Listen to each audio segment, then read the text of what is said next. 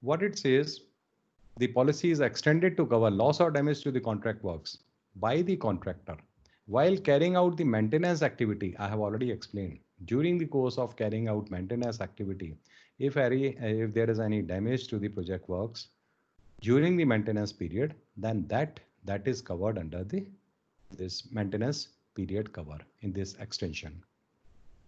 For example, if the contractor damages a part of machinery which has to be opened for inspection within the maintenance period, then this damage is covered. This is one of the example.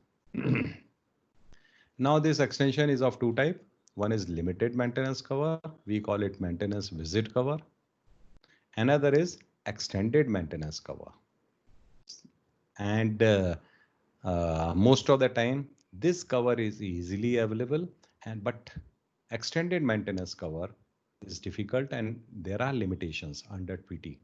In majority of the cases, our treaty does not allow.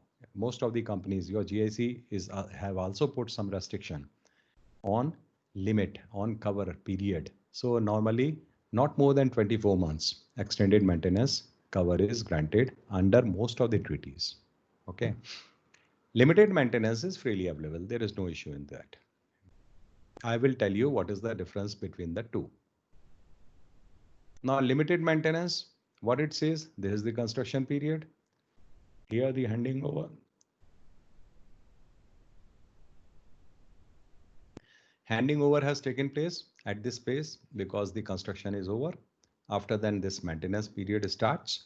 During this period, if there is a loss, and so it will be paid during the course of for any loss or damage which occurred during the maintenance period. Now let us see what is there in extended maintenance. In the same diagram, if you see, I'll give you the example. Example is here, but let us see the diagram first. What it says, construction period, again the same thing. So it covers two things. One is maintenance visit cover. This pays this, A. And B, in addition to maintenance cover, it pays for any loss or damage which occurred during the construction period but detected during the maintenance period. So it pays two things. That is why extended maintenance cover is difficult to get, and there are restrictions because your liability can be very, very high. During the course of maintenance, the possibility of loss is very, very low.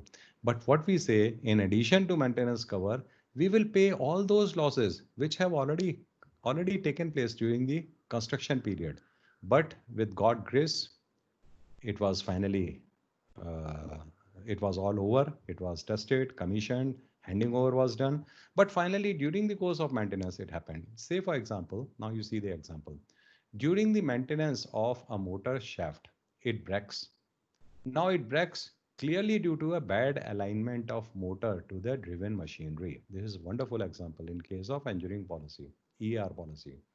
Now the alignment was not done properly during the erection period. Okay. But by chance, it passed all the test. It is assembled, it is driven, it is tested, and it passed all tests. But while opening for maintenance purpose, it is found broken.